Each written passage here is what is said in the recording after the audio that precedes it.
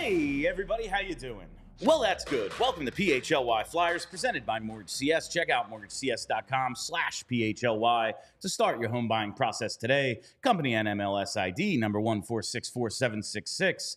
My name is Bill Matz. I'm your Director of Fun and Games for the afternoon. Joining me today for the official start of Michkov's season, it's Philadelphia's #1 hockey beat writer, Charlie O'Connor, and Broad Street Hockey's own Kelly Hinkle. Full house today as we celebrate the official beginning of Matvei Michkov's season, because the 2023-24 NHL season, which began all the way back on October 10th, 259 days ago. That's too many. Is officially over. Wow. It has ended. Wow. And before Michkov's season can begin, though, I think we do need to look back at Game 7 and the historical run that we just saw, the Conn Smythe, that whole debate. So last night, Panthers win Game 7. They stave off the worst collapse in the history of freaking sports. It would have been up there. That's what they blowing say. a 3-0 lead in the Stanley Cup final. They take it to Game 7, but they prevail at home, winning the first cup in the team's history. But the big story, I think, the biggest story, I know Kelly wants to yell about this, the Conn Smythe Trophy goes to Edmonton alongside Connor McDavid. Historical run he did go on in the 25 games he played. He put up the most assists ever in a playoff and the 4th most points ever in a playoff. It was absolutely freaking ridiculous. Like, you look at the names, like in terms of points, the only guys who outscored him, Gretzky twice and Lemieux. In terms of assists, most ever. It is wild. Look at the names behind him. Gretzky did that in 18 games. Just, a couple of times. Not taking anything away from McDavid's, but the fact that McDavid got that in 25 games and Gretzky scored 5 more points in 7 fewer games. It's nuts. It makes sense. If the guy never scored a goal, he'd still be the all-time leading scorer in the NHL. Like, he's freaking ridiculous. Also, goaltending didn't exist. I was not going to say it, but I'll... Not to take anything away, because they're also using wood sticks out there. It's not like they're firing with synergies. I don't even know if that's the popular stick anymore. I doubt it. It sounds like it should be. It's just a different era. A different era, but this is absolutely incredible.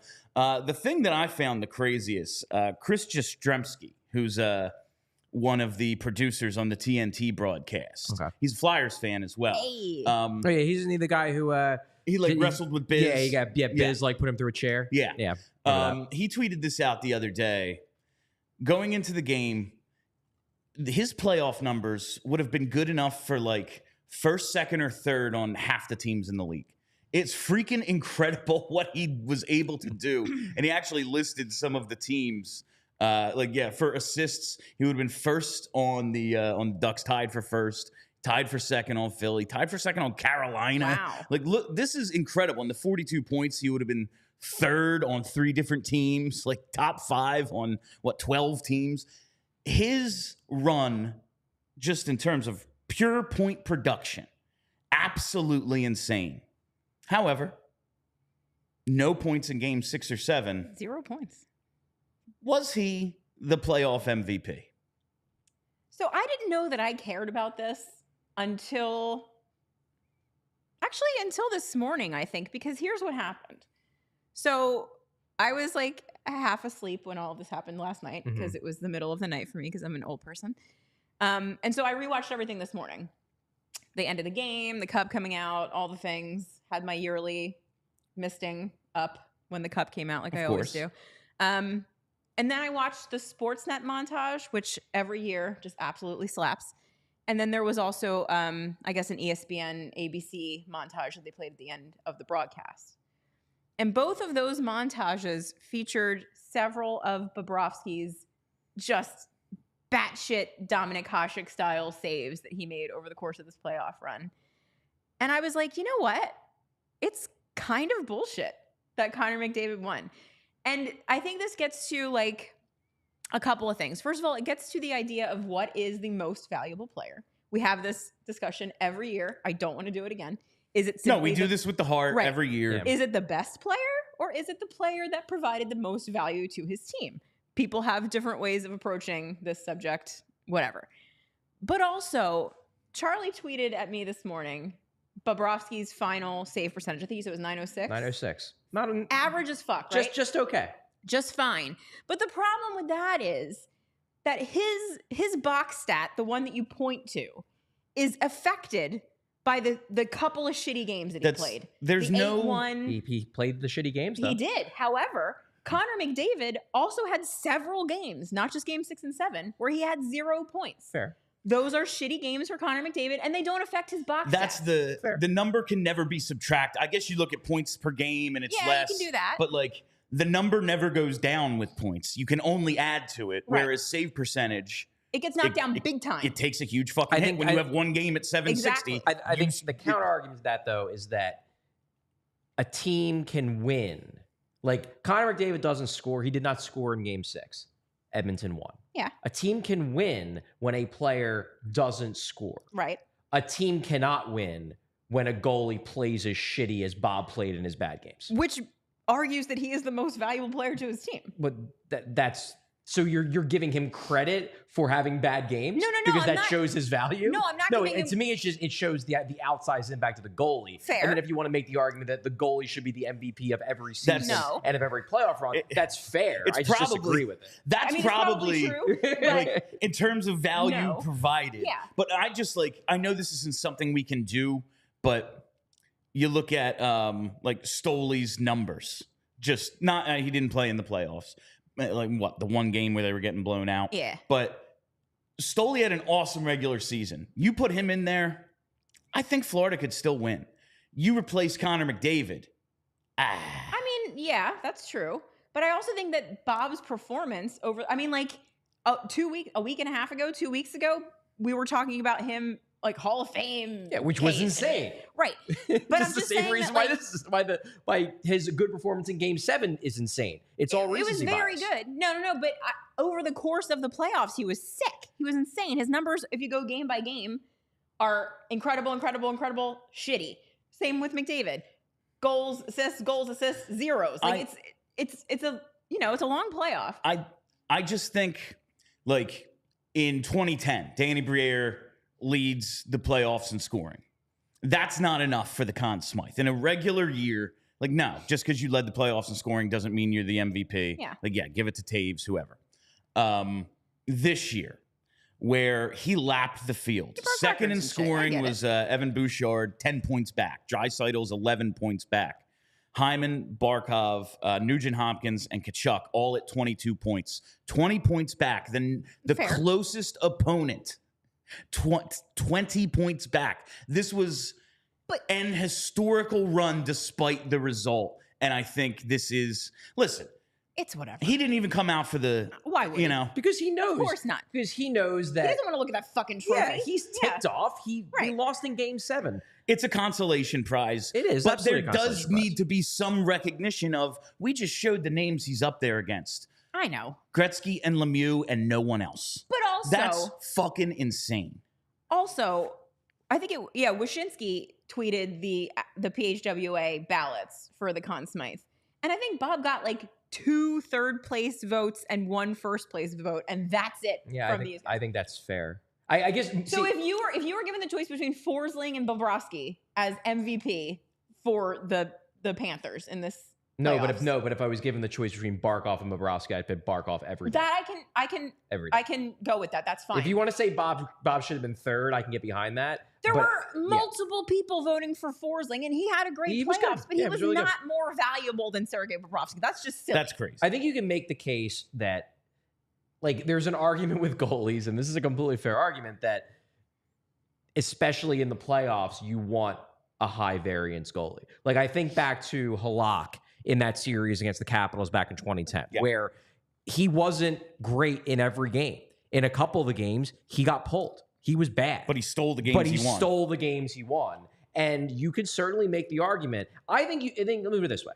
I think you can make the case if the Conn Smythe is a MVP of the Cup final, you could make the case that Bob should have been the MVP of the Cup final entirely because He straight up stole game one. They should have lost game one if it wasn't for Bob. So that's one win.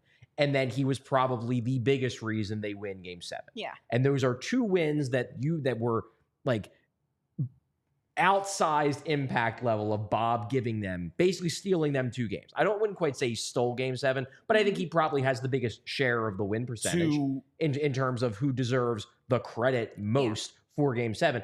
I think that's fair. But the Conn Smythe is the playoff MVP. And I think McDavid, certainly more than Bob on the whole of the playoffs, was better than Bob. Do you think there was something... I kind of get the sense also maybe that they were like, this is the only chance we might have to give Connor McDavid an award of this caliber. I really hope not. I hope he goes on more runs. I hope it's not 2, but like, but it could be. They said, they brought this up on 32 Thoughts this morning. Like, Ovechkin, 1 crack at it. Yeah. You know? Yeah, like Crosby got 4, and maybe he's Crosby. He has multiple. But there's lots of great players who didn't get multiple cracks at it, you know? Yeah, that can happen.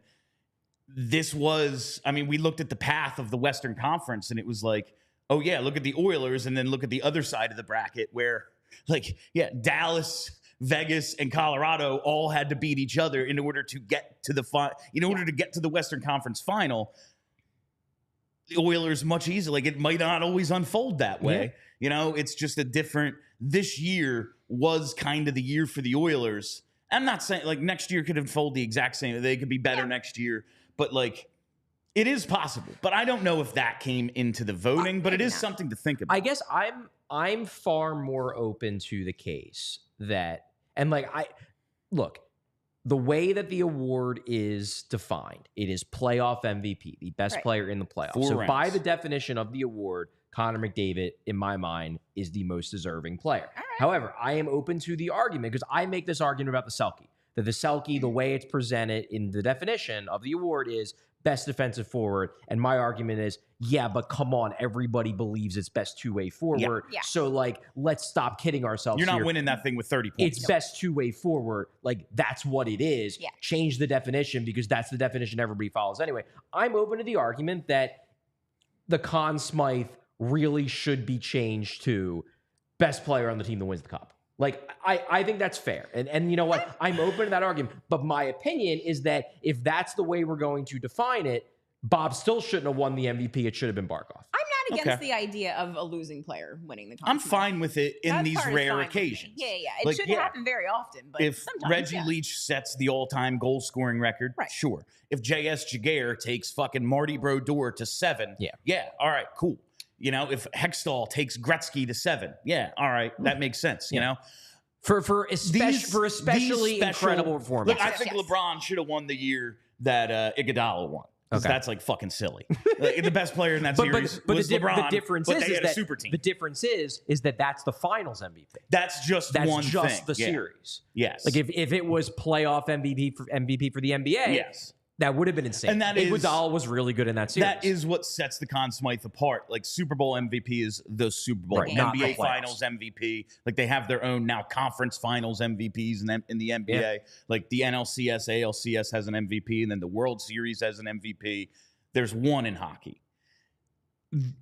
Again, this was an historical. I know we don't want it. Like Charlie a couple days ago was like, "Oh, when I'm not calling him Gretzky." I'm not saying he's better than Gretzky. I'm saying though, at the end of the day. This run he went on, we just saw it. It compares to the best performances we've ever seen. Can we talk about if he shows up in Game 7, I mean, I don't even want to say shows up because he was noticeable. That third period, period was all they oil. were dead.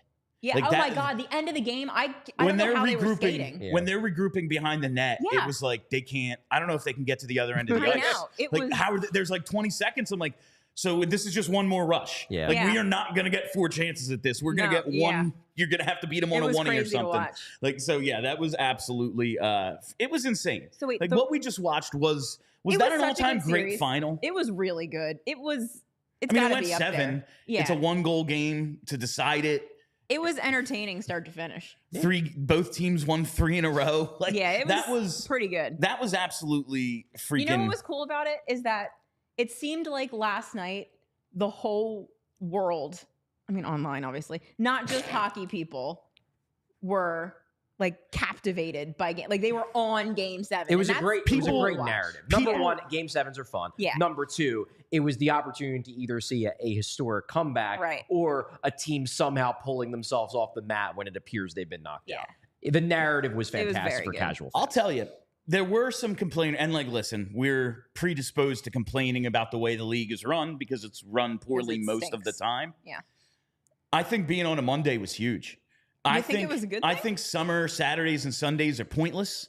Even Sunday night. What? I That's think, a good point. Listen, NCAA football and basketball settles their shit on Mondays. No one thinks those things are going out of business anytime soon. That's a really good point, actually. Like, I hadn't considered that. I thought Monday, that was the perfect, like, there was nothing else everyone got off work and there was nothing else on. Like, that was it.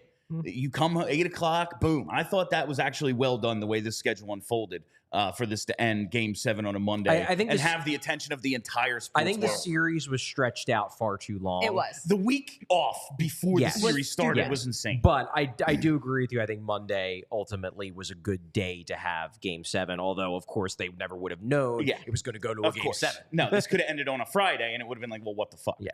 But, go ahead. No, I was just going to say something stupid. So if you're going to say something smart, go ahead. I don't remember what it was. I was just going to say, before we move on, I just want to talk about the real MVP of this tournament, the Tkachuk family. Oh. How could you not love these people? Keith Tkachuk. Keith my Tkachuk God. is like a giant teddy bear at this point. Just looks like every one of my friends' dads. Yeah, doing little dances on the ice. His tiny little mom getting big hugs from her son. I don't know if you saw... Brady was having a good time. As usual. And I don't know if you saw at the very, very end of the broadcast, Matt Tkachuk held the cup for Brady to kiss it without touching it, which I thought was really kind of cute. Like, he held it up like that. Still touching it, though. Maybe don't kiss it either, but I don't know. I could see what they were doing. But anyway, they're just like, it's impossible not to like that entire family. Well, and also you're now seeing today him running around drunk out of his mind at Elbow Room in Fort Lauderdale and on the beach, and that is awesome. How do we? I need, like, the NHL needs to, like, a Tkachuk reality show, like a Kardashian that Netflix style thing they're doing has to have both of them. If it doesn't have the Tkachuk in it, they have completely ruined. Honestly, you should just follow Keith. Yeah, I think that would be the most interesting of all of it. Yes. Before we get into Matvei Michkov season, I got to tell you about one of our newest sponsors here, and it's our friends at Lucy Nicotine. I have been sampling their products over the last couple of weeks since we got this sponsor. I got to tell you, I am a fan of this. I was never a pouch guy.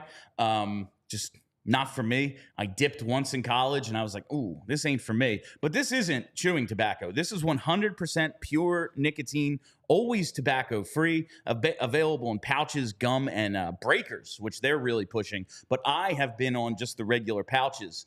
A couple of weeks ago, I got a new car and trying really hard not to smoke in my new car because, like, I don't know, one day I'm going to have kids' seats in there. I don't want the thing to smell like smoke. Just one day in the future, not 9 months from now, if that's what you think. No, I'm just saying, you just can't help yourself. It's going to be you react to things so quickly. I want to keep this car not smelling like smoke, not smelling horrible. But there is nothing that stresses me out in life more than driving, especially in traffic. And now that I go home every day, in the summer, basically the route people take to the shore to get home, I am stressed out. I pop in a Lucy, I get the nicotine fix I need without having, to ruin my car. I highly recommend this stuff. Last night watching Game 7, had some friends over, a couple of them casual smokers. It's a 1-goal game the entire time, guys. We're not going outside to smoke in the middle of the Stanley Cup final. Pop in a Lucy. 2 birds, 1 stone. Get to watch the game, get your little nicotine buzz going. I am a fan of the Lucy pouches, and if you're a nicotine user, I think you'll like them too. So let's level up your nicotine routine with Lucy. Go to lucy.co/flyers and use promo code FLYERS to get 20% off your first order. Lucy offers free shipping and has a 30-day refund policy if you change your mind. That's lucy.co and use code FLYERS to get 20% off and always free shipping. And here comes the fine print. Lucy products are only for adults of legal age, and every order is age verified. Warning, this product contains nicotine. Nicotine is an addictive chemical. All right. Super chat. Oh, super chat. Yes, let's do the super chat. What do we have here from Nathan Smith? Mr. O'Connor, why do I have a feeling your workload has just increased tenfold? Use this donation for a coffee or an Olipop or a Coors Light. And we do have both of those today. This so is that's the great. busiest part of my year. Yeah. Not even the season of the year. These 2 weeks of the draft, free agency, right into development camp.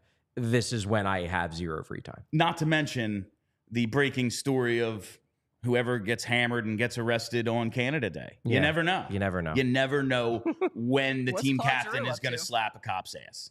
You know, you just, What a time to be alive. my God. It's a better that time. happened. A simpler time. That thing, if that happened now, that would be so much of a bigger deal. I know. Like that kind of just got cruised past. It was like, yeah, he was Kids. drunk. It was Canada Day. You know. Well, because it was just, first off, it was really dumb. Secondly, it was legitimately funny. Yes. Third, it's not like anybody got hurt. No, it would be a bigger deal. It probably would. Like everything's a bigger deal. Yes. All right.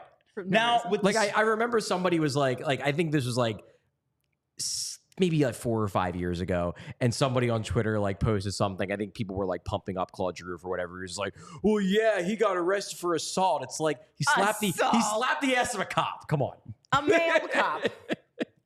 that's the That that's was the the ticket. saving grace. That Yeah, was it. that's That's true. how It he was a saved dude himself. cop. It was That's a, fair. If it male was a cop, female yeah. cop, that's fair. It's fair. That would have Still been funny. a much bigger That's situation. true. It's a fair point. Fair point. Now, with the end of the season, the Panthers lift the cup. Hooray. Our former Russian savior that we gave up on is second to lift the cup. We have our new Russian savior. Yes. He is here. It is official. You know, it's been happening. We've been telling you, listen, it's happening. But we got a couple of statements today. The first Yay. from SKA. Is it SKA or SKA? Because I feel like we keep going back and forth. I think it's technically SKA, SKA. but like call them SKA. I'm saying SKA because I want No, to. like say whatever the hell you want. I just want to know. They're not what- going to come over and shoot you. Don't worry. I just want to know what's right, Charlie. I'm trying to have some journalistic integrity on this show. Why? I don't know. SKA St. Petersburg puts out the statement today.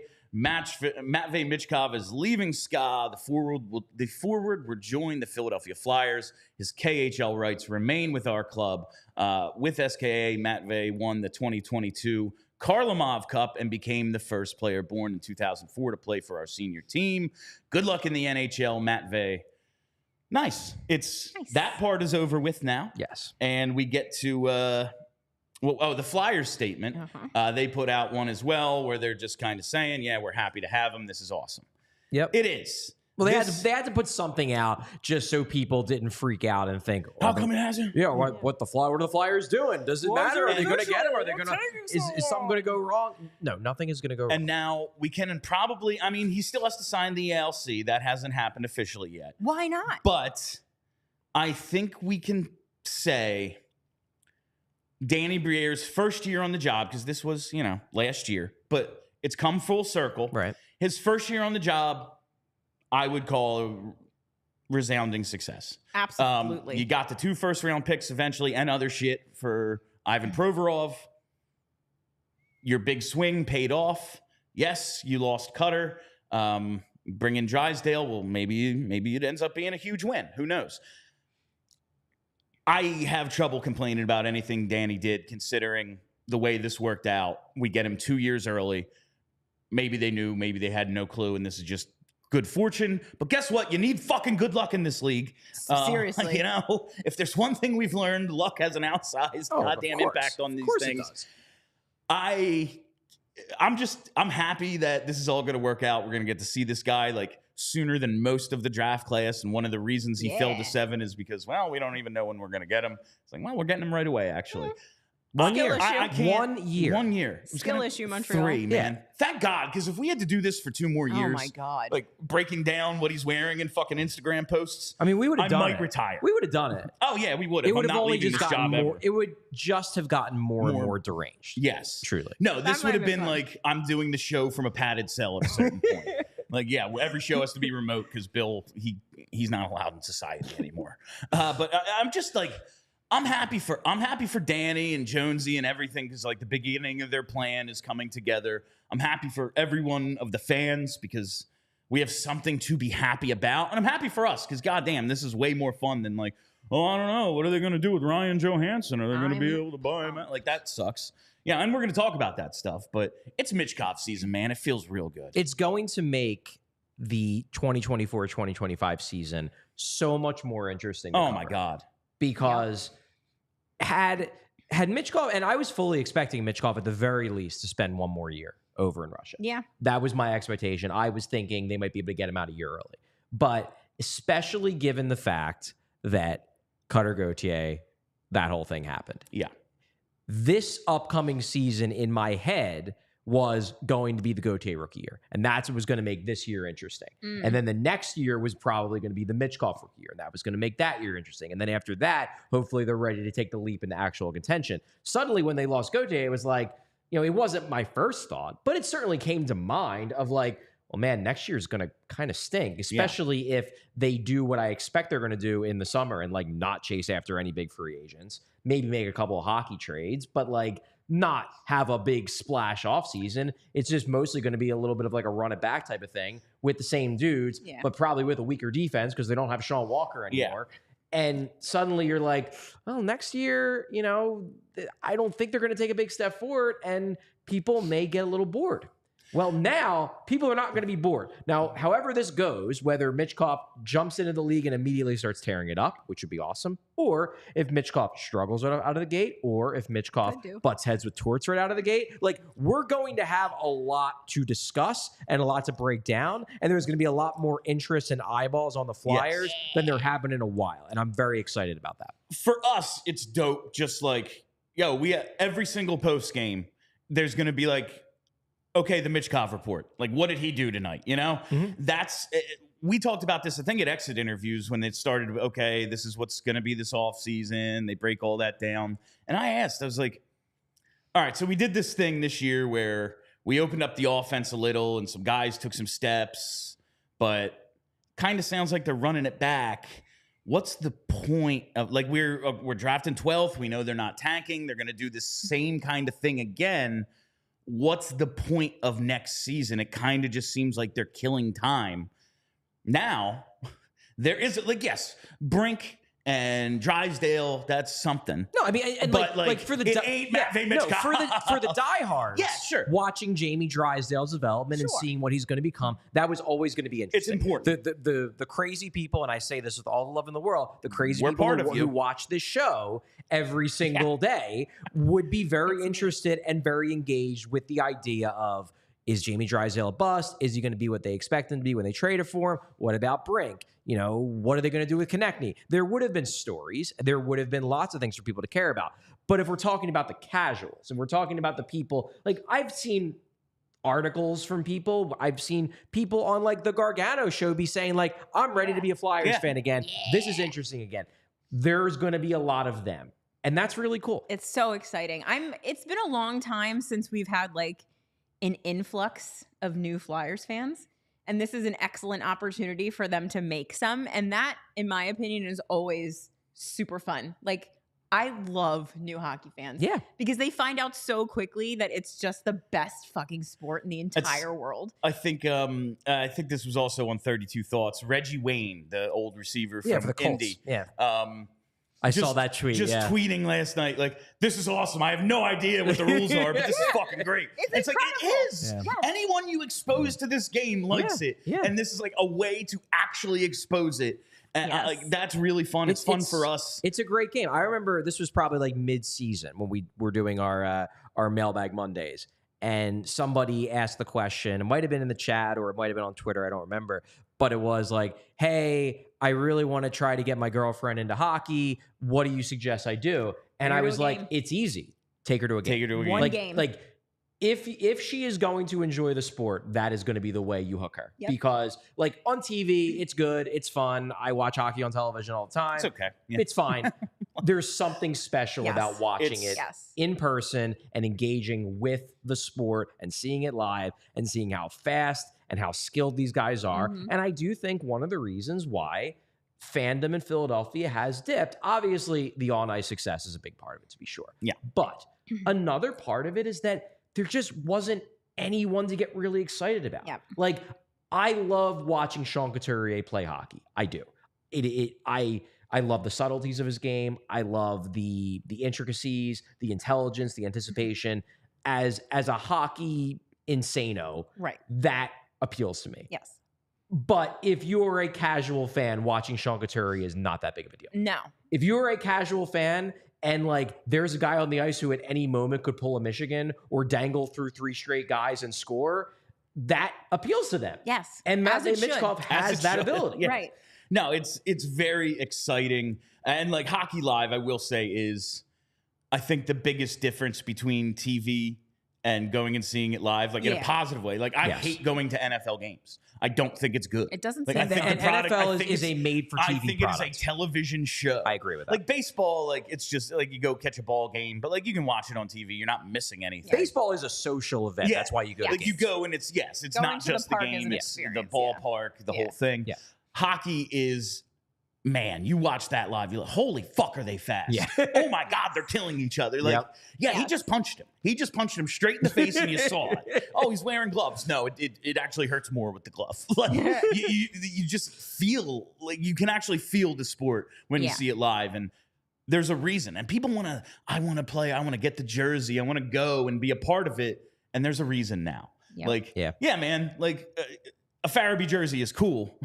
Michkov is way cooler. Way cooler. That's just the way it is. I see we have a couple more super chats here. From VNet Singh.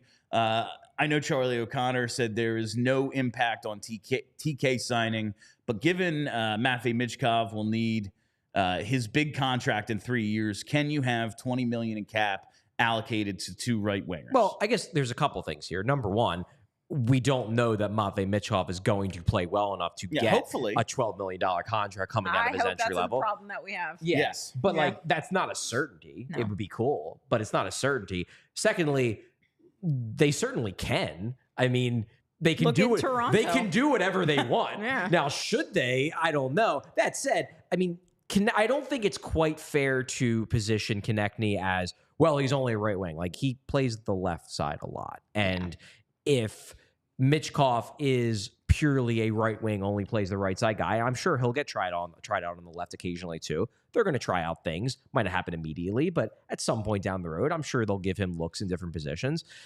I do not think that the emergence of Michkov is going to preclude them from re-signing Travis Konecny, because they knew, like they've been negotiating with Konecny for a month and they've known that this was a legitimate possibility. It's not like as soon as they heard about Michkov, it was like, sorry, Travis, we're trading you. I know a lot of people that watch this show and a lot of people online want them to trade Travis Konecny. And I guess it's possible, but It's not going to happen. you need to prepare yourself for the likelihood that he is getting re-signed. Just a fact. Is it kind of surprising to you, and we still have a few days, that we haven't heard much on that front? Like, oh, it's done, they just have to wait till the first? No. Like, I kind of expected to hear that, but it is the Flyers where we hear nothing. First off, you never hear that. Like, I don't think that, even for contracts that get announced on July 1st, you never hear on, like, 32 Thoughts that, oh, it's done, they're just waiting on July 1st. Like, I can count the number of times on one hand I've ever heard that rhetoric spout. Even if Friedman knows he doesn't report it, because there's, like, the whole thing of, well, technically you're not allowed to sign the contract. Tampering. That said, Friedman did say on the recent 32 Thoughts that this is taking longer than I think both sides thought, and he basically was like, doesn't mean it's not going to happen, just means that, maybe the contract negotiations they're a bit further apart than initially thought. I don't think it's going to prevent them from coming to terms on a deal, because I don't think it was ever this has to be done on July 1st or he's getting traded. But I guess it opens the door a crack that maybe the Flyers will at least take a couple calls, because my understanding of what's going on, and this is why all of the talk online about, well, they could trade Konecny for 7, well, they could do this, well, they could do that. Like, my understanding is that teams are regularly calling the Flyers about Konecny, and Briere is like, nah, we want to resign. Like there has been and I spoke on this a little bit yesterday on Twitter in response to Kevin Kurz, who was making that point.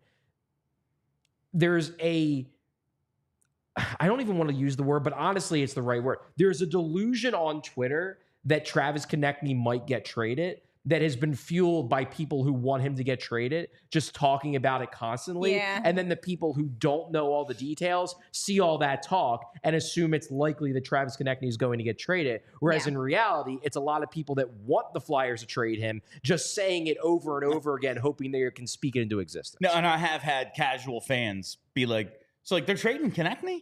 No. I'm like, I don't think so. I don't think so I either. really don't think so. I mean, I guess, like, again, all things are possible. And again, you're allowed to want them to trade Konecny. Absolutely. I personally think that would be the smarter move, but Probably makes sense. But don't convince yourself that a trade is inevitable just because a lot of people on Twitter want it to happen and then are throwing out different trade scenarios, making everybody else think that a trade is more likely than it actually is. No. That's my only point. Everyone has to listen to Charlie. This man has been telling us for months. Listen, they're re-signing Travis Konecny. Get over it. I'm not saying it's Devin. I'm saying that the I know you Flyers don't want have to, a- I'm not and saying you have Konecny like a- wants to yeah. stay.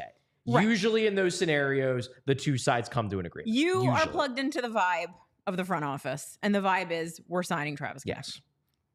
So Correct. just everyone, let's just accept it and move on. It's happening. All right, a couple more super chats here. Gary B. I am bummed I won't see my Michkov jersey Listen, till August. I'm going to remember that Gary B was the first one. We're all going to remember Gary. You might not be the first guy wearing it on your back, but I'm going to remember Gary B was the first guy to get a Michkov jersey in Philadelphia. I'll know. Don't get it yeah, twisted. we'll all know it. Yes. All right, what's this next one? Cameron Dunn.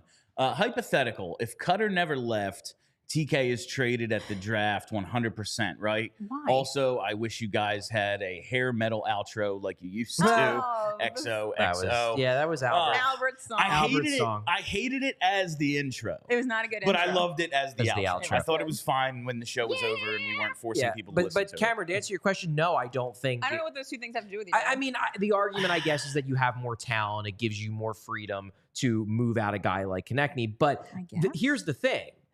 They believe that Jamie Drysdale is a very talented player too. And all it really did was swap one talented young forward out Right, for a talented young defenseman, defenseman. right. So they're looking at it as like 3 years down the line, they didn't lose any talent. Now they might be wrong, but because of that, I don't think this necessarily does. Like, even if Gauthier wasn't going to be a center, he was going to be a left wing. He shoots left. So it's not like it meant that they would have 3 right wings in theory that they're going to have to give big contracts to at some point. And they believed he could have been a center. They changed their tune once they lost him, probably because they were ticked off at him. Yeah. But at He the time, stinks. they He's believed never he gonna could be a center before he snubbed them. So no, I don't think that's true, Cameron. I think that if they still had Gauthier, I still think they'd be looking to re-sign Konecny. I think it would make more sense just because, like, all right, we just have a better idea of what the core is, and it is this younger group. Like, But again, they think Drysdale is now part of the young group. Yeah. I just mean, It's not like, it's not like they forwards. traded Gauthier for nothing. but at forward, Yeah, though. what the forward like core now looks it's like. okay, and we have Forster and like Tippett's more that bridge guy than Konecny is. Like, I just think it would have made more sense, but I still think they like Konecny and they would have. That's the thing. That's the I thing. think it They would have like him, made, and I think they want to. It would have made even more sense, but or maybe not. Maybe it's like, oh well, we're closer to contending. Exactly. We have, Yes, That's we the have other more thing. high end guys. Yeah. Like these dudes, top of the draft, they're supposed to like hit their prime sooner. Yes. Like at 22 rather than 26, and now like okay, we can win a cup with Konecny. But I don't know. Boom. It's hypotheticals. We got love one them more here. from Adam and S. one more here from Adam. Do you think they let him keep his number? I already ordered a Michkov jersey. Why are people convinced that he's going to have to change it? Like 39 seems like a fine number. Yeah, it's not like a. You know how we are a little bit of an older school kind of front office, and it's like if he wanted to come in and wear 66. Remember how that was a big thing? Who was it? Hosang was wearing 60. Yeah. Like, remember that was a thing? It Like was. if he wanted to come in and wear 66, maybe they'd be like, nah, man, hey, we're kid. slapping 53 on Yeah. you as a rookie, Right. and you Hey, can kid. earn 66. Yeah. But like 39, if that's his number of choice, Yeah. like I mean, Why can't he there's have 39? nothing. If he wants it, I think they'll give it to him. Yeah. Whether now it's always possible though, and this is just up to the player. Maybe he's like fresh start, Well, new maybe. country. Maybe I want a new number. Maybe. Slap Because 17 on he him. hasn't always been 39. He's been other numbers in international play when he was younger. So if I would guess he'll probably keep 39, but I don't think it's a certainty. Yeah, So we'll see. Adam, hopefully for your sake, It's and still also cool. for your sake, Gary, it stays 39. It's still cool. I think it's still cool. Yeah. Even if, like, I think that's like, yeah, man, I was in on the ground floor. Exactly. Like Yeah, we talked true. about, like, in 2011 if you had the 2009 34 Cliff Lee jersey. Yeah. Like, nah, man, you got this 2 years ago. Yeah. Like, I think that's cool. Yeah, or the Yes. original Claude Giroux number Yeah, during his first call up. 56G. 56, Yeah, yeah. I think that's cool. Before we move on, I got to talk to you about Olipop. Olipop is the world's first functional soda with a classic soda taste and the benefits of plant-based fiber, prebiotics, and other botanical ingredients that support gut health. Olipop is a new kind of soda with only 2 to 5 grams of sugar in every can, plus 9 grams of fiber in every can. 2 out of 3 Americans say they suffer from digestive issues, and 95% of Americans don't get the daily recommended amount of fiber.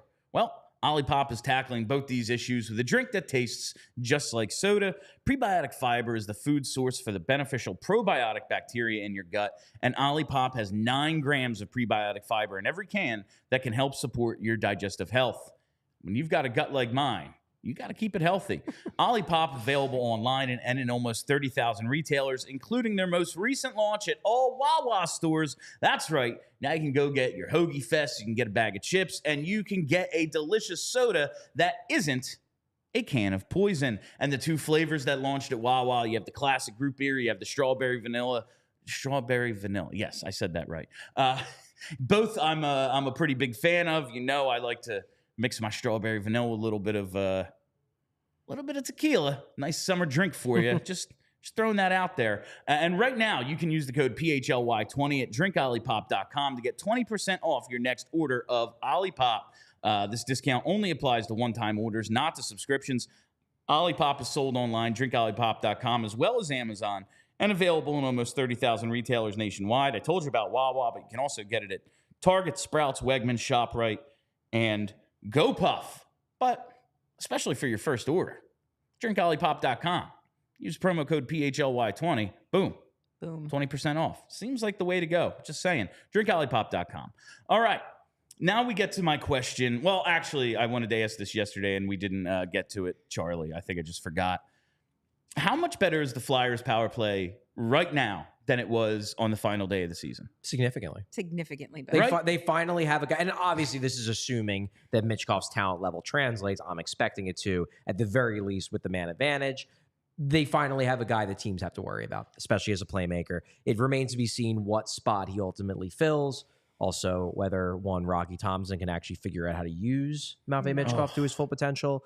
But they finally have a guy, I think, that scares opposing penalty kills, opposing defenses, and it's going to help. Now, again, I'm unconvinced that Rocky Thompson has the tactical acumen to actually be able to use him properly, but purely from a talent standpoint, yeah, it's going to give him at least a few percentage points, I think. All right. Rocky, I need you. Look at me. Rocky, I'm speaking to you directly. Below the goal line. Thank you, William. Below the kid is a Michigan machine, first of all. Second of all, the goalie can't see him. He has to turn his head. And you know what happens when the goalie turns his head? Everyone in front of the net can then move around, and he doesn't know where they are. This is a very simple idea. Below the goal line. Please. Why? Claude Giroux is gone. Why? We need not be running Claude Giroux's power play anymore because he's been gone for 3 years. The whole thing from below the goal line. Below the goal line. Rock. We did it with Mark fucking Recchi. We can't do it with this guy? Please. Jesus Christ. Rocky, please. For all of our sake, give it a shot. Just give it a shot. Dan, I know you're watching. Tell him. We're going to have Oliver Bonk in a couple years. You know how you utilize him in the bumper position? You have Michkov feeding him from behind the net. Boom. That'll translate. All of a sudden, we have a 100-point defenseman. Probably that'll work. I'm glad we're solving everyone's problems today. Morgan Frost looked pretty good in the bumper. He did. He did look good there. Good, yeah. He could take that spot until Bonk's ready. I just want to see more movement. Like Morgan Frost in the bumper is cool. Morgan Frost playing 3 positions is way And they were cooler. doing that when he was in the bumper. He was moving around. It was one of the reasons why it worked as well as it did. I just want to see some movement and creativity. Rocky, I don't want to see you fired. I want to see you succeed. I want to see you base level competence here. Like, not be the worst. All I'm asking for. Not be the worst by like 5 percentage points. Yeah, by like they got significantly better. They could still finish 32nd at significantly better than last year. Yeah. Can we just not be in the 30s? If we have a power play that ranks in the 20s, thank you, Rocky. You can keep your job. All right. Or, we'll see.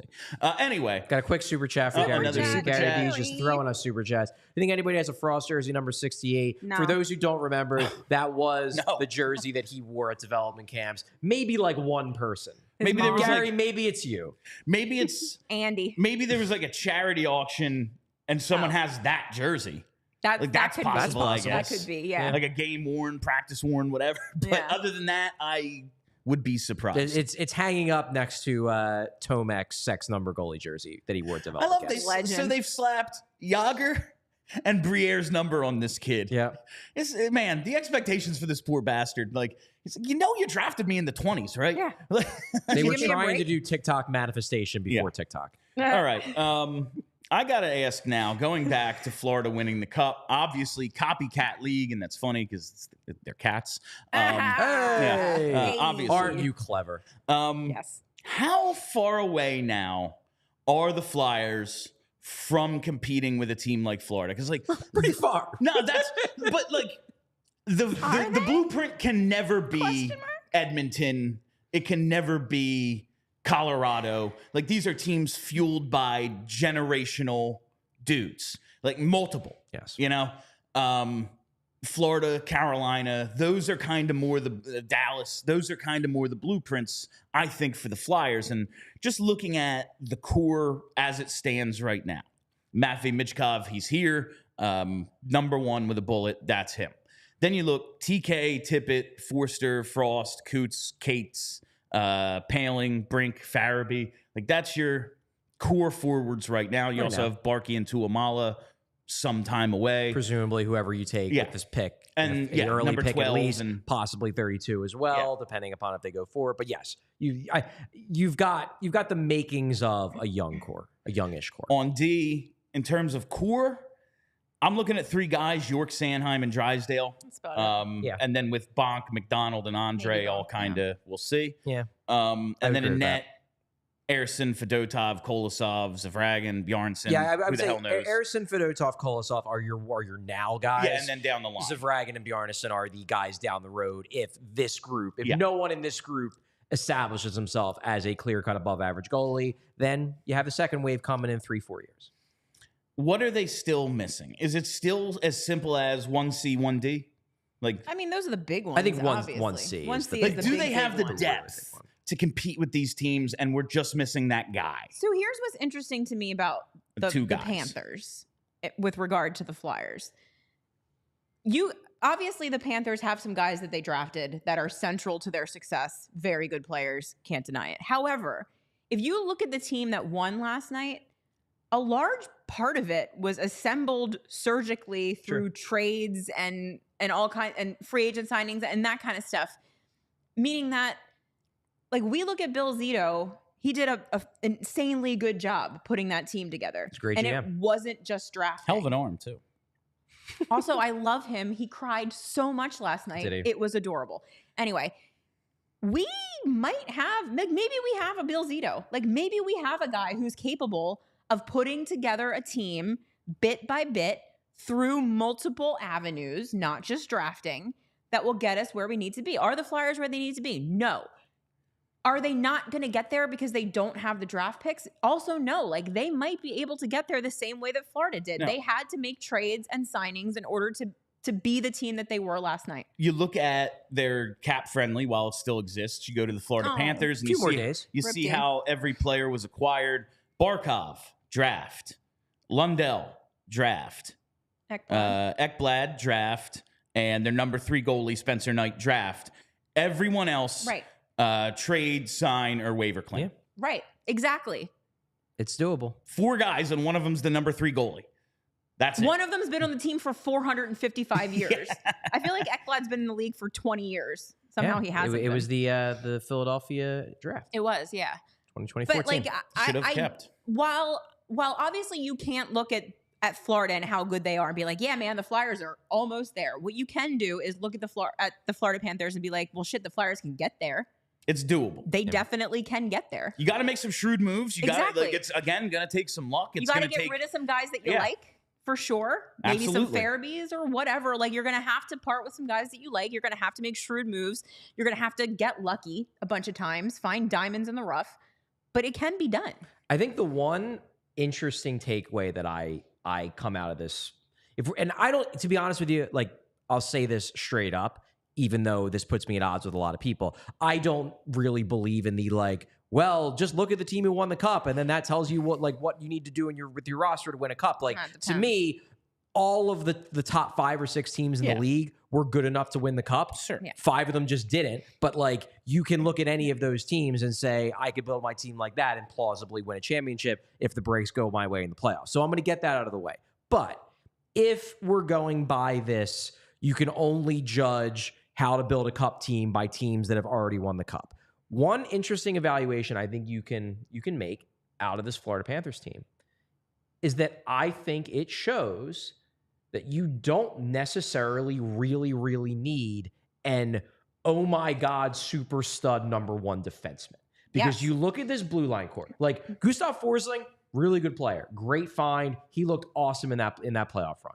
Is he an Alex Pietrangelo in his prime? No. Is he Cale Makar? Is he Quinn Hughes? No, he's a darn good player, but he's not like that, oh my God, Duncan Keith, Drew Doughty, Hall of Famer. He's real good. Aaron Ekblad, first overall pick. I don't think he's a number 1 defenseman. I think if he hit the open market, I don't think a team would sign him to be their number 1 defenseman if they're trying to compete for a cup. He's a darn good 2. This team strikes me as a team that has a lot of really good 2s. Forsling is a really good 2, borderline 1. Ekblad's a 2. Montour is an offensively oriented 2. They have a really good deep defense core, but it doesn't have that stone cold Chris Pronger stud. And I look at the Flyers defense core they're building, and I say to myself, like, yeah, it's not there yet, to be sure. But like, if York takes another couple steps, if Drysdale is the guy they think he's going to be, if Oliver Bonk is a stud top 4 defenseman, suddenly I look at this defense core and I say, like, you know, maybe they don't need that holy shit number 1. Yeah. They just need a bunch of really good defensemen, and they might look at what they're building and say, we're kind of on the path to doing that. Yeah, and it was committee and the forward core, I think, like Barkov shows you need a 1C. Yeah, you need a 1C. You need a 1C. They do not beat the Edmonton Oilers in 7 games without Barkov. If Barkov isn't, and like, McDavid got his points in the series, but when he was against Barkov, he didn't. Yeah. When he got basically all of his points when Barkov wasn't on the ice. You need a 1C. The Flyers desperately need a 1C. Maybe this says that you don't necessarily need that guy, a Makar, Heiskanen quality 1D. You can get by with 4 2s. And you look at just the distribution of ice time. Forsling, 23-25, Montour, 22-40, Ekblad, 22-33, Mikkola 18-39, and then you had OEL and Kulikov in like the 13 to 15 range. It's a good defense. Yeah, it's good. It's a really good But there's no one playing that 28 minutes. Exactly. Like, they have their number 1 guy is playing 23-25. Yeah. Like, and your number 3 is playing 22-30. Like, there's no, it's just deep. Yeah. It's not awesome. It's just deep. I look at that decor and I say to myself, and again, this is best case scenario. Yeah. Everybody hits their ceiling. But I look at it and I'm like, you know what? Bonk reaches his best case scenario. York takes another couple steps. Drysdale is the Flyers' Montour, let's say. And then Sanheim is himself. He's a good 2-3. I think the Flyers' decor they're building could be the Panthers' decor. I think it could be about as good. Now the Flyers then just need a lot more firepower up front. Yeah. That's the big issue. But the decor, you know, maybe it does. And like, I'm not saying that if the Flyers have a grade on a guy in this draft and they say, like, man, Zeev Buyam is going to be a Hall of Famer. Carter Yakimchuk is going to be Evan Bouchard, but better. Take him. Yeah. Sure.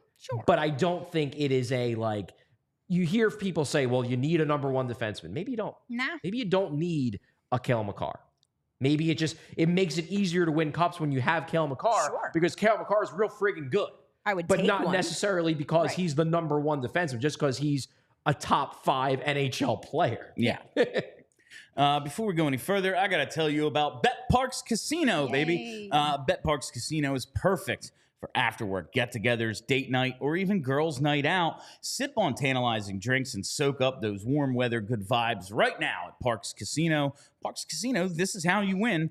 It's my casino of choice, and now they offer an epic $5 happy hour with great food and drink every Wednesday through Sunday at the Liberty Bell Gastropub. You can enjoy $5 drafts of Forged Stout, Victory Seasonal, or Parks Pilsner. You can enjoy $5 glasses of Albertoni Cabernet, and you can enjoy the drink of summer. Fancy. $5 Twisted Tea, frozen whiskey, Arnold Palmer's. Damn, I could kind of use one of them right now. That's delicious. That sounds pretty good. Plus, feast on flavor-packed $5 small plates of braised short rib sliders, honey chicken sliders, or rotisserie chicken flatbreads, not slapbreads. The all-new Parks Casino epic $5 happy hour. It's happening right now. Summer is approaching, and all roads lead to Parks Casino, the +1 casino in Pennsylvania. Parks has 3,200 state-of-the-art slots, 115 live table games, a beautiful poker room, plus a collection of incredible award-winning restaurants. And you can check out Joe Conklin's Comedy Night. You got to see Conk. I mean, come on. With headliner Joe Bartnick on Thursday, June 20th. Oh, that already happened. They have the best cover bands every weekend, only at the 360 Lounge. Every other Thursday, I think, is Joe Conklin Comedy Night. So just go check out the headliners on there. You don't want to miss the next big event that Bill accidentally announces a week late. Urgency. Headliners every weekend at the 1,500-seat Excite Center at Parks Casino.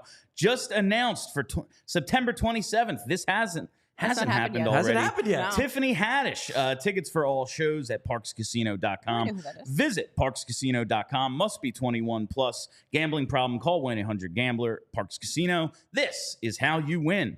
All right, and now since you mentioned the draft, Charlie, I want to get into that just a bit before we wrap up. Okay. The offseason schedule, some things are coming up. Maybe we can get into this in the next couple of days, but I want to focus on the draft right now.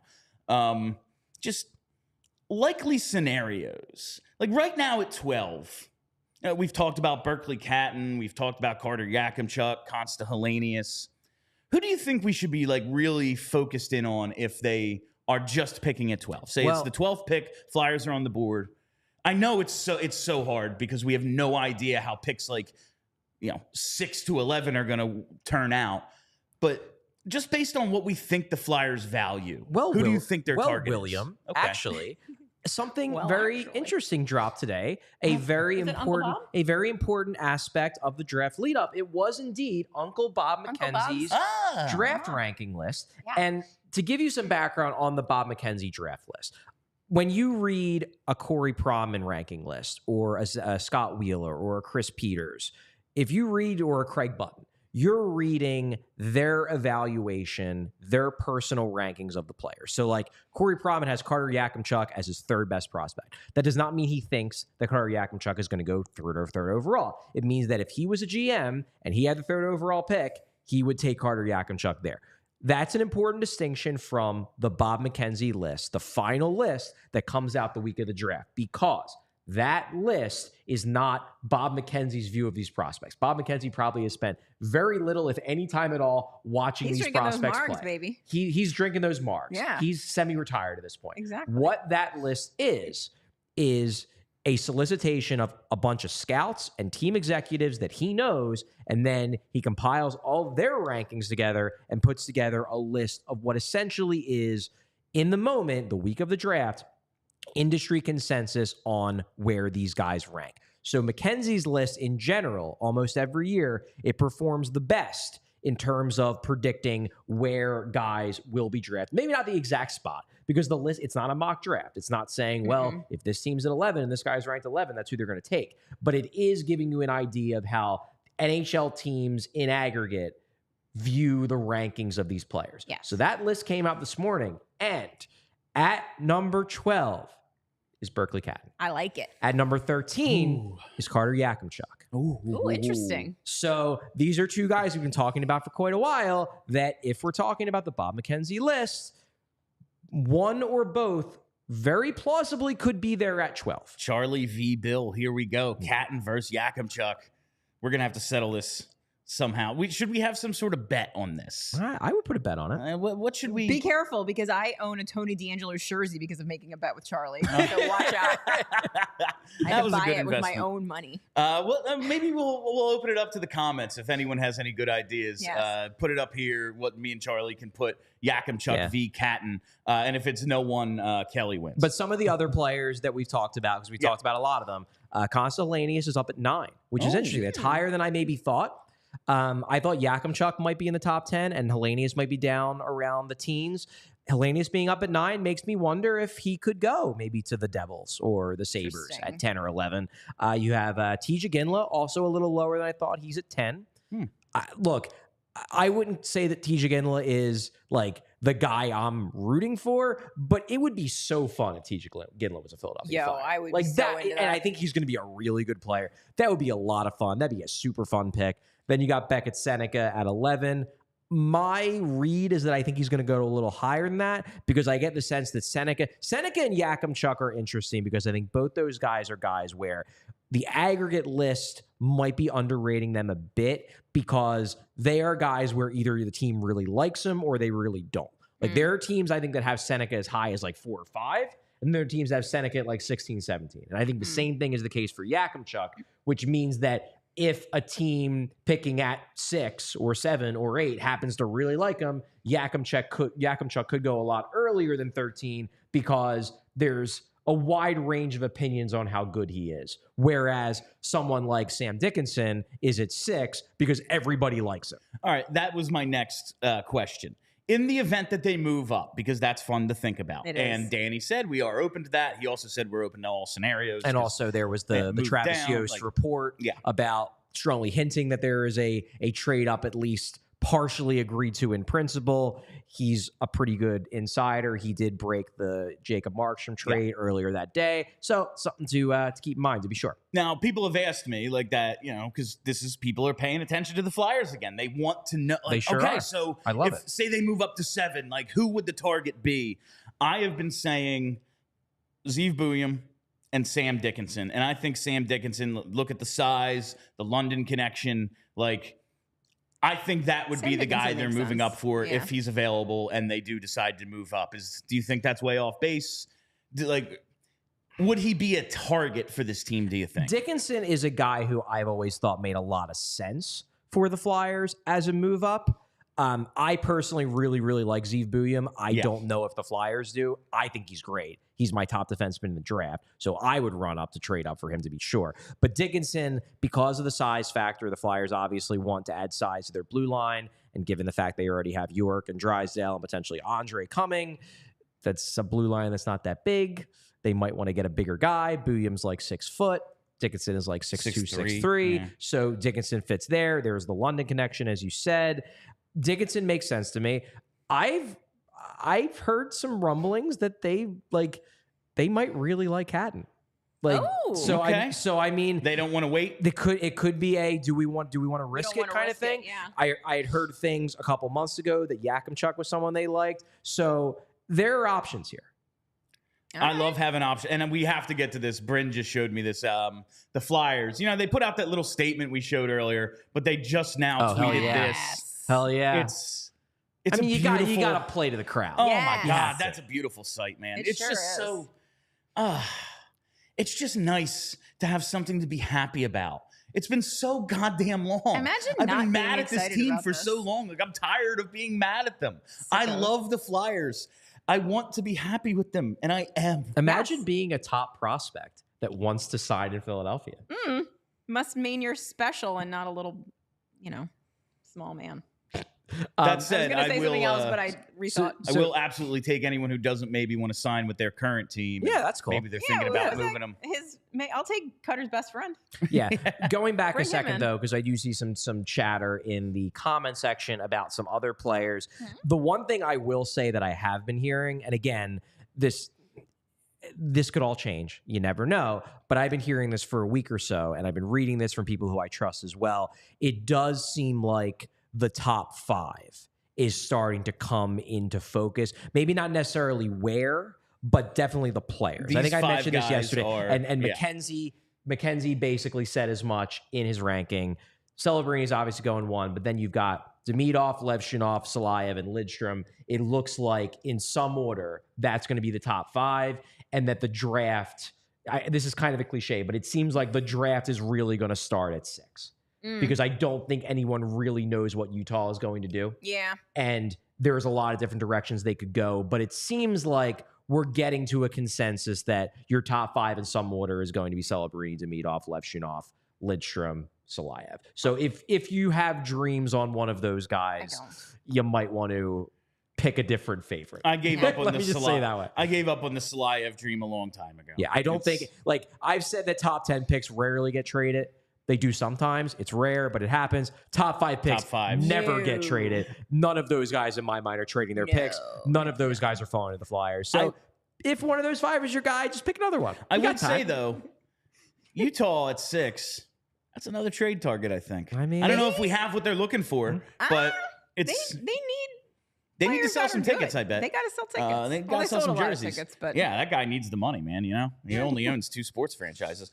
Before we get out of here, Flyers fans, the excitement is high. We can finally be happy, and that means can we? We can be happy this week, I think. Yes. Do Flyers fans know how to be happy for longer than a few minutes at a time? And that's the thing. We're going to teach them. We're going to teach them. This week, we need to choose to be happy, which means we need to choose to chill. We sure do. That's right. Listen, this team, they've been driving us nuts for a long, long time. We've been doing this together a while, and we're not getting more sane, guys. That's why every now and then I sometimes need to choose to chill. And there's no better way to chill. Man, you make that decision. It's good for you. You need to celebrate when you're like, you know what? Things are good, and I will be happy. You need to celebrate that decision with an ice-cold Coors Light. So whether you're freaking out about the draft, Matvei Michkov, trading up, trading down, whatever it might be, you need to find the Blue Mountains in your fridge and enjoy a beer as cold as the Rockies, because when everything surrounding your favorite hockey team is finally good, even if it's just for a couple of days, you need to choose to chill. Make the most out of the times you choose to chill. Choose Coors Light. Get Coors Light delivered straight to your door with Instacart by going to CoorsLight.com/PHLY Hockey. Celebrate responsibly. Coors Brewing Company, Golden, Colorado. I think the Coors Light will be flowing on Friday, June 28th. Hell yeah. At the Back Bookbinders Bar at Chickies in South Philly for the draft party. The draft party. That's right. Our 7th annual draft show and party. Yeah. Going to be doing the live show from Chickies. It's going to be a party. There's going to be door prizes, giveaways, all sorts of stuff, drink specials, free food. This thing is going to be awesome, fam.